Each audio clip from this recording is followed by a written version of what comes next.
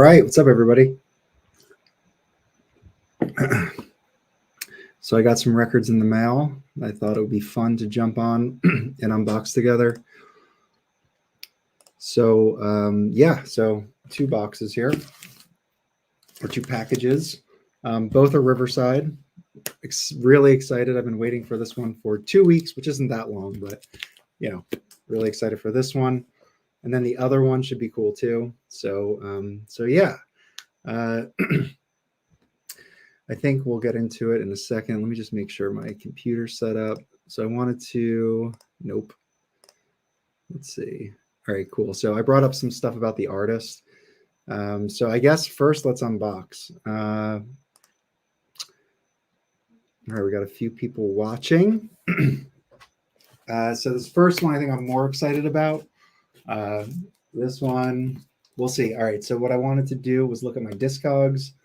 All right, so this record was listed as VG Plus Media, VG Plus Sleeve. I got it on Discogs for, I think, a reasonable price.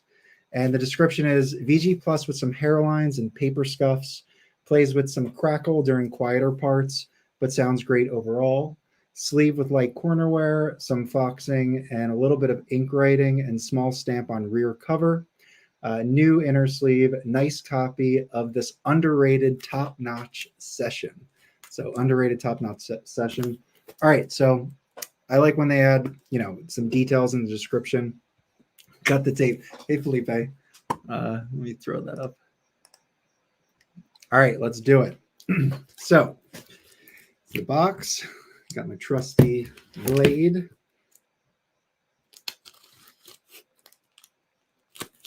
I did drop a link if anybody wants to come up and chat.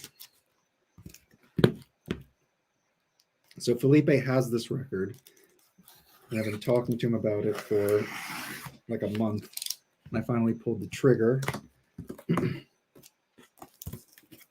All right, moment of truth. Let's see how disappointed I'm gonna be.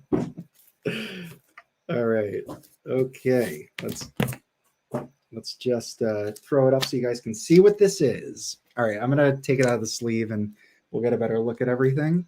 But yeah, Riverside always crackles. Sometimes not. We'll see. So this is Riverside Stereo.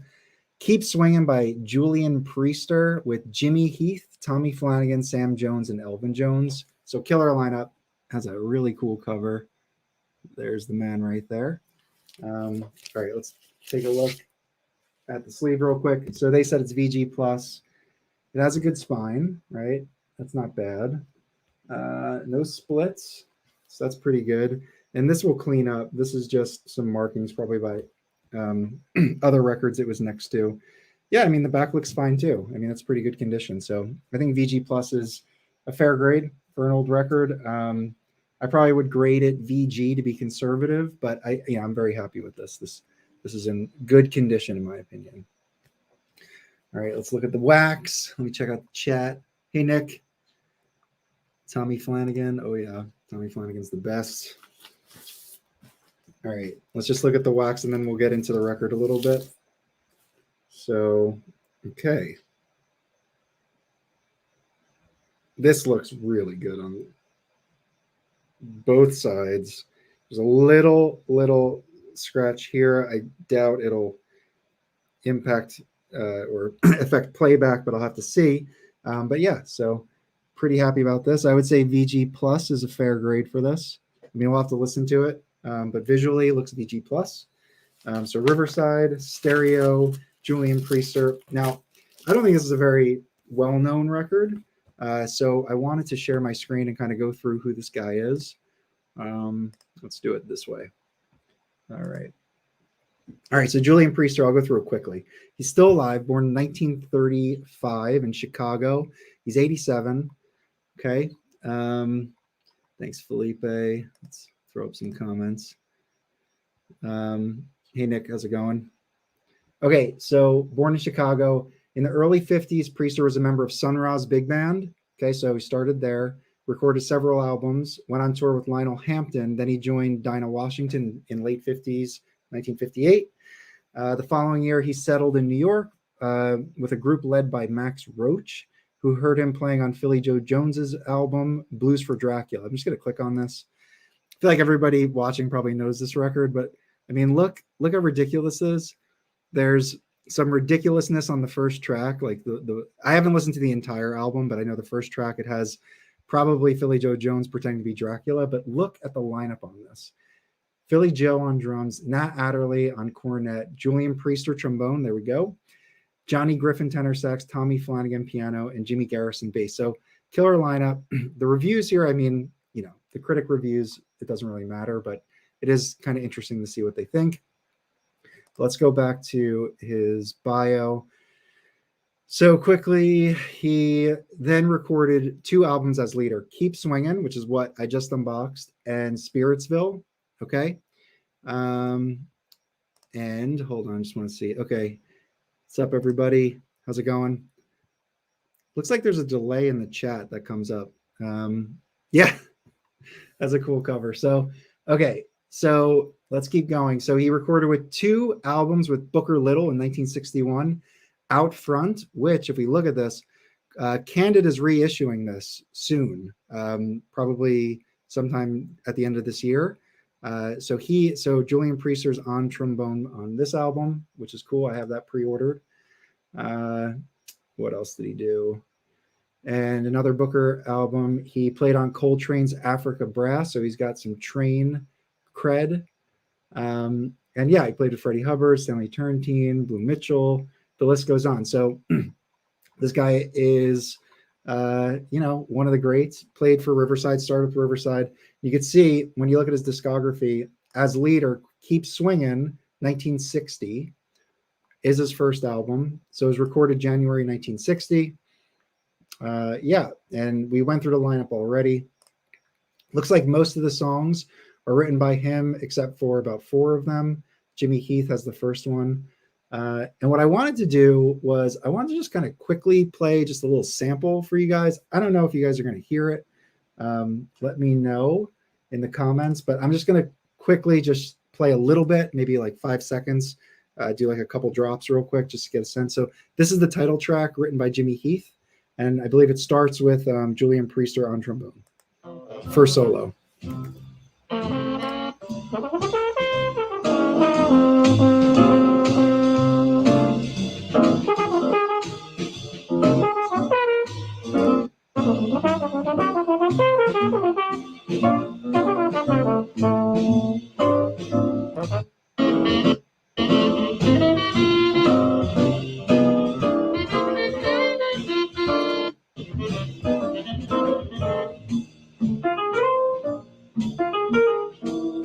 Tommy Flanagan.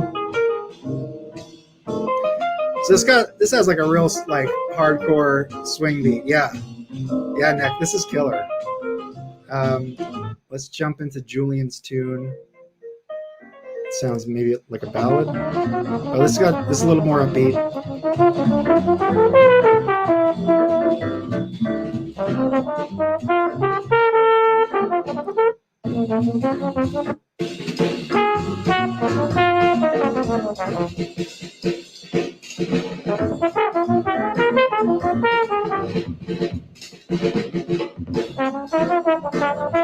So that's just a little sample of it. So it's pretty, it's got like a bluesy hard bop feel to it. I guess I'd call that. Let me know what you guys think about that. Reed's Vinyl Records. Let's see, Mike, I like the structure you're doing for the release and drilling down to the artist info with the sound clip. Cool. Yeah, I just hope I don't get flagged or anything for doing, quick little sound bites, but I figured to get a sense of the style of the record and why I wanted to get it. This is definitely like, I've been really getting into the Riverside catalog a lot. I did a video recently on this. This is Jazzland, so it's a Riverside sub-label, but Clifford Brown.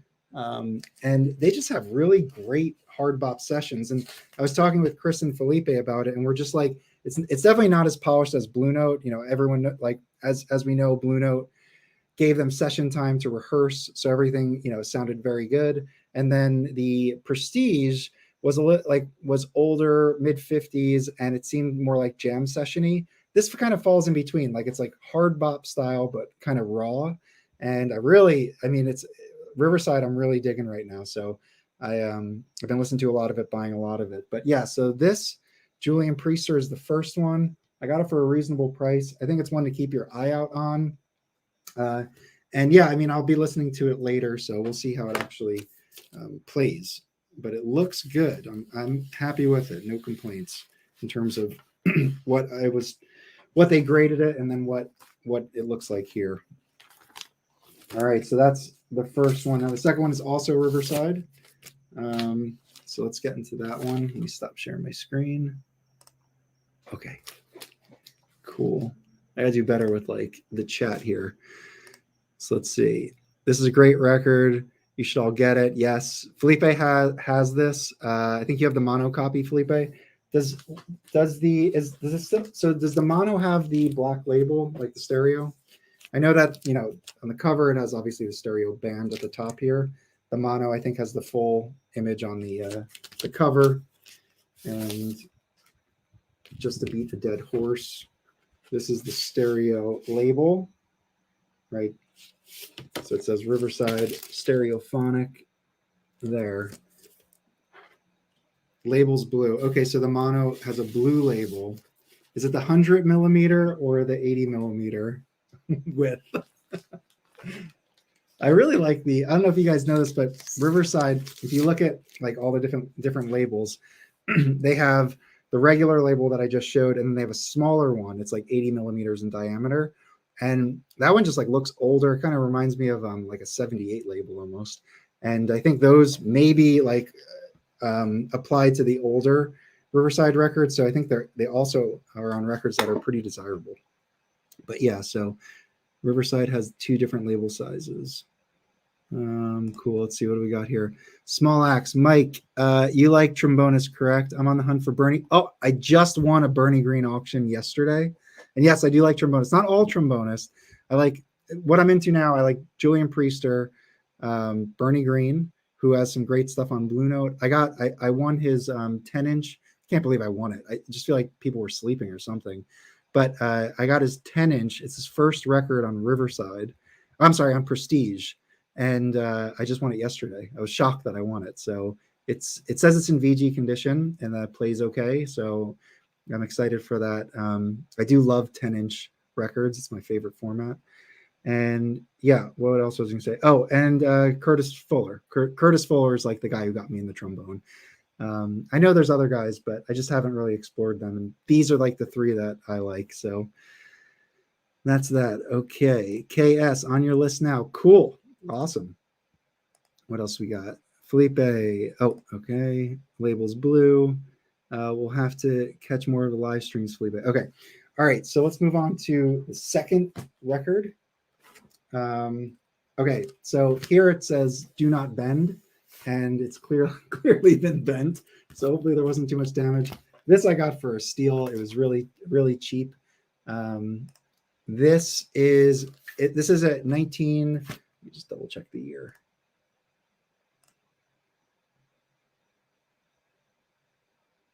Okay, so this is a 1982 OJC. So I generally don't go for OJCs, but ever since getting into Riverside, honestly, it's been more appealing to me because some of the records are pretty rare and they've only been reissued on OJC. And the early OJCs from 82 and 83 generally have like really nice, like I guess you'd call it a tip-on. I don't know where it is. It has a really nice jacket. So it's housed in a really nice jacket that looks just like kind of an original Riverside. And OJC pressing sound, if they're in good condition, they play so nicely. Pretty sure the early 80s ones are all analog, but I feel like all of that is like unknown to history. People speculate and say they know what's going on, but I feel like nobody knows for sure. But I'm pretty sure if you get copies that were done before OJC did CDs, that they're probably done from tape. So correct me if I'm wrong. I probably am wrong with all of that.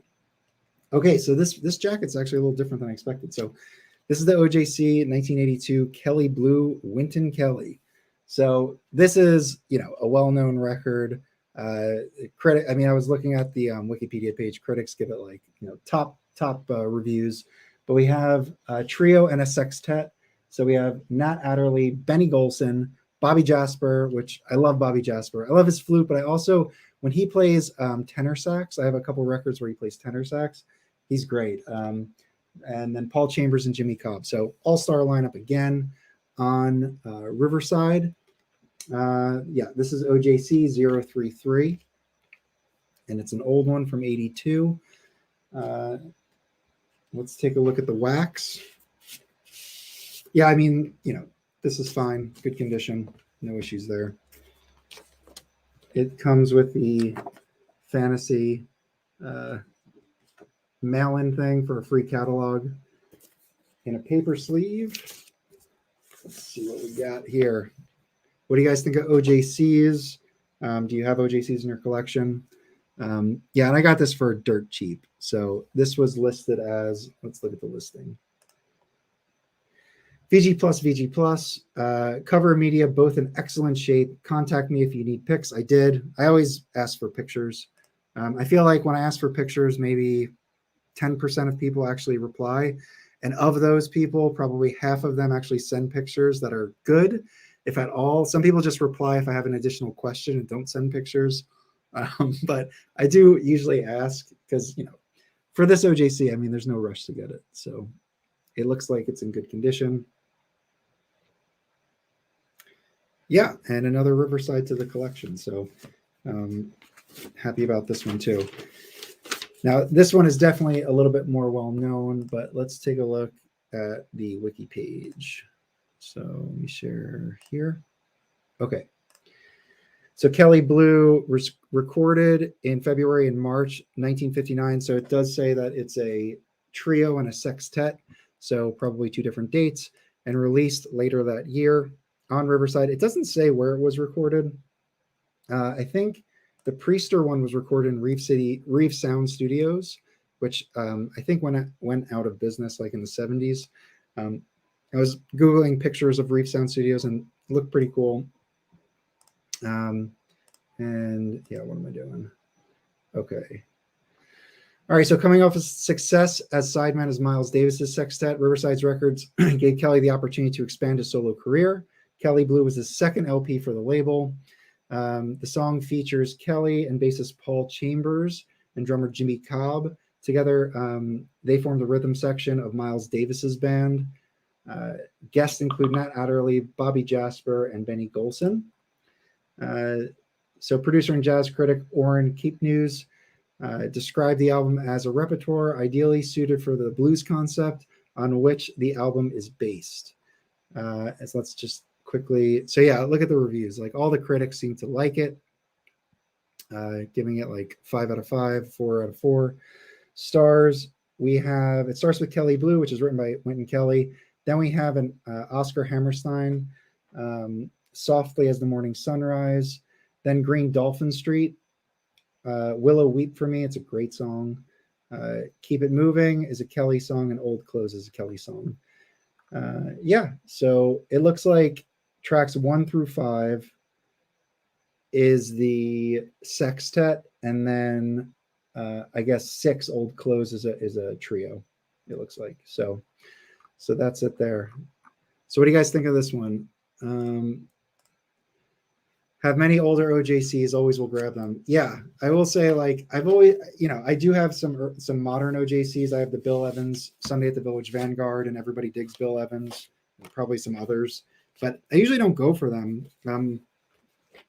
But now that I'm really kind of going after Riverside, I just thought for the price, I'll tell you guys what I paid for this. Actually, let me stop sharing. I don't want to. Okay, so I paid $17 plus $4 shipping and $1 sales tax. So it came to $22. So for $22, VG Plus, I have it in my collection. And yeah, I'm excited to hear it. I'm excited to listen to Bobby Jasper on it. So let's quickly kind of run through how this sounds. So I think this is the first track. Starts with Wynton Kelly soloing, and then I think it moves through the band. So I'll try to just do a quick sample of each of these. So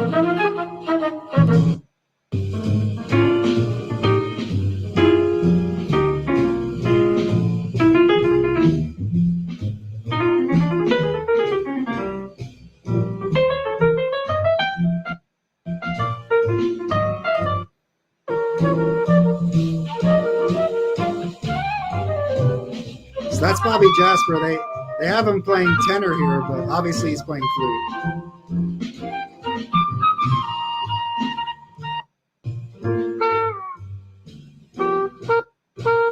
Nat.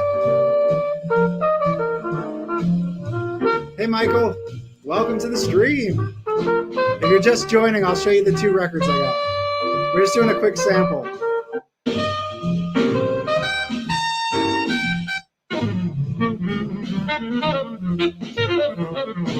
That's Benny Golson. So that's just a sample. Welcome, Michael. All right, so if you're just joining, I got 2 Riverside records. One's a OG. Oh, that's not it. One's a OG Riverside stereo, Keep Swinging with Julian Priester on trombone with a killer lineup. So Jimmy Heath, Tommy Flanagan, Sam Jones, and Elvin Jones. This I was really excited to get. And then I found this OJ. Oh, geez, I keep pulling that record out. That is a good record too. And then I also got Kelly Blue, Wynton Kelly, which is a later reissue, but it's super clean, and I'm really excited to listen to both of these. So yeah. Why did you buy VG Plus? Wouldn't? Yes, it would. So yeah, I mean, the thing is, near mint or mint is better. I will say I like when people conservatively grade their records and add lots of description. So, for example, this Julian Priester, number 1, there aren't too many of these available to select from. The description was really, it had pretty much everything listed about the jacket and the vinyl that I felt comfortable enough to pull the trigger on it. It looks VG plus, but yeah, I don't think there are any near mint. And honestly, a near mint condition one of these would probably go significantly more money. But yeah, I think VG plus is okay. I'll even buy VG if they send pictures and it looks okay, and the record is something very desirable that I want. Also, you have to consider what you're buying. So like if it's a record that's quiet, like if it has a lot of quiet parts in it, if that thing has scratches, you're going to hear those scratches.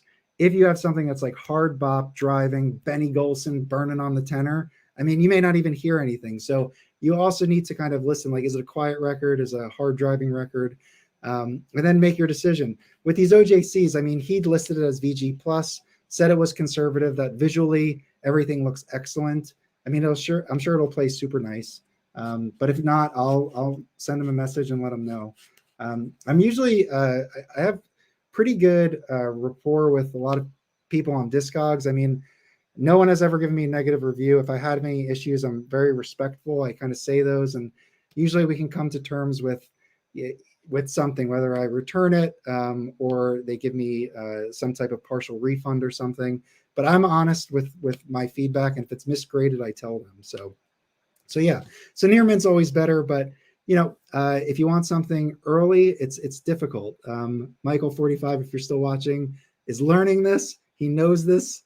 And yeah, I mean, older records, you know, unless you can physically hold them, see them, and play grade them yourself, you're never going to know. And you're dealing with, in many cases with old records, it's hit or miss, where you can't just, if you return it, it's not like they're going to have another one to send to you. Like if you get a record from, you know, Chad or Elusive Disc, where they'll just send you another copy that would be perfect.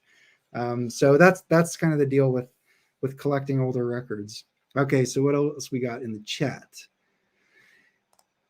It's really hard to grade an older record. Yeah, I agree with this. If I see a near mint record that was from 1959, I have high suspicions of this. I mean, Stone Cold mint late 50s Blue Note records just, you know, are very rare, and they would be very expensive as well.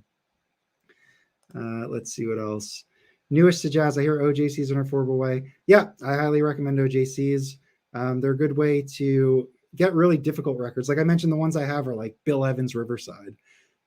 there's, when you look at those records, if you want the early ones, you're going to be paying a lot of money for those. And if you're new, I don't know if that makes sense. So OJCs are a way where you can invest a little bit, figure out what you like, where you want to go. Yeah. All right. What else do we got? Nick Pantazzi. We got for higher price records. I'll offer a sound clip. Yes. Yeah. And I've requested sound clips before. And people have been, willing to do that sometimes. So yeah, that's great, Nick. Okay. I sell records on eBay. I rarely rate anything near mint, even when they are VG plus. I think that's the way to do it. I feel, and I know a lot of people in the vinyl community appreciate conservative grading with descriptions. And I know that it's hard to play grade everything, especially if you have lots and lots of records that you're listing, but play grading, through, doing needle drops and kind of explaining what that sounds like is also really beneficial too. Near mint should only be reserved for archive. Yeah, I feel like, so when I get a record in my Discogs, I keep it as mint until it is opened. And when it is opened, it doesn't even matter if it's played, it drops to near mint, to mint minus immediately, just for being opened. And then usually, hopefully they stay like that unless I drop something on them or whatever. All right, Left Break Vinyl Records, like that down here, have excellent records, but bad covers. Yeah, I did that recently. I got, this is a fairly expensive record. It's well known, but early OG copies in like excellent condition, VG++ condition, can get pretty pricey. But this was listed, and the jacket is like completely split at the top and bottom, but it was still in the onion jacket, which I've heard some people call, it's like the old school jacket that when you take it out, it kind of looks like an onion peeling off, like it's brittle. And it looked like it was like never taken out of that. And when it came in, and so I took a risk on it. They wanted $30 for this. And I was like, well, let me take a risk. I mean, it looks like this thing could be, like unplayed, even though the jacket is completely torn, which I don't know how that happens, but it came in and there is not a mark on this thing. It's perfect. So the jacket's beat, but the record is the most important part. So, all right. Somehow Mike could be Bill Evans' grandson. A little hunch over for a little bit. I do have like a little bit of a hunch sometimes. All right. He totally could be. Wow, Mike, where did you get those? Cool stuff. Yeah, well, these are all from Discogs. I think all of these are from, some are from eBay. This was eBay. The rest that I showed were from Discogs. So I've had some luck.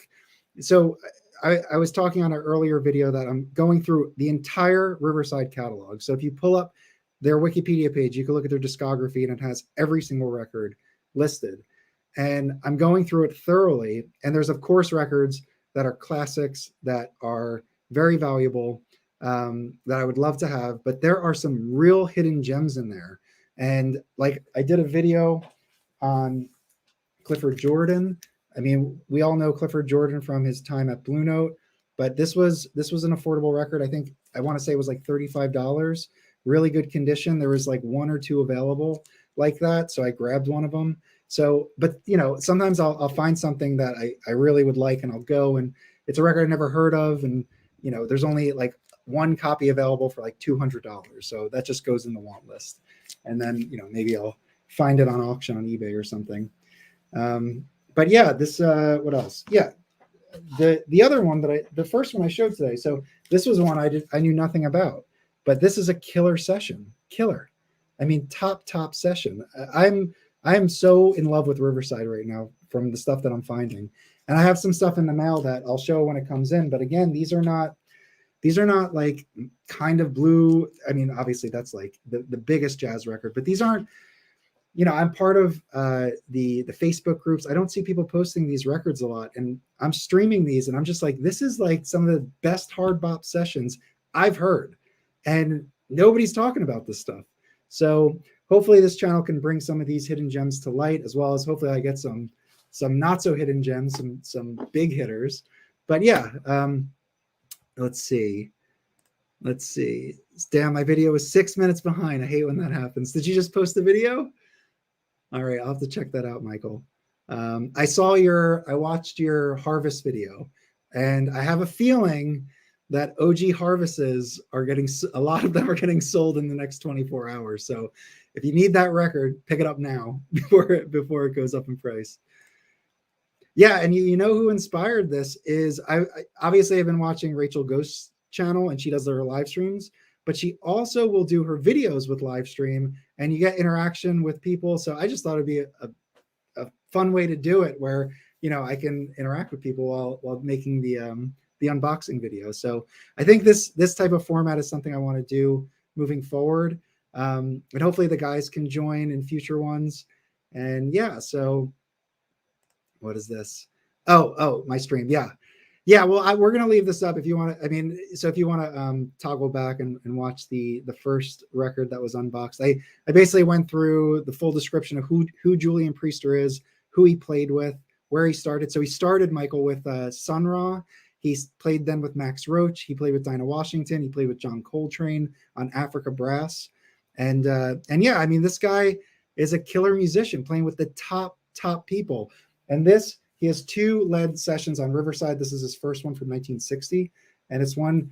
I say every time I show Riverside records that I wish somebody did not a full, but a Riverside reissue series like they're doing with Contemporary, or like Blue Note Classic, because these records should be in print. These are great records. I think people would love these records. So I know Kraft, I think, owns the rights to them. So hopefully they'll dive into those records more. I know that there are OJCs, but I think like a full audiophile, Stoutland tip-on jacket, RTI pressing, the big guns mastering it would be an amazing thing. So yeah. All right, guys. Well, this is it. Thanks for coming and checking it out. This will be up on the stream, and yeah, I'll see you next time.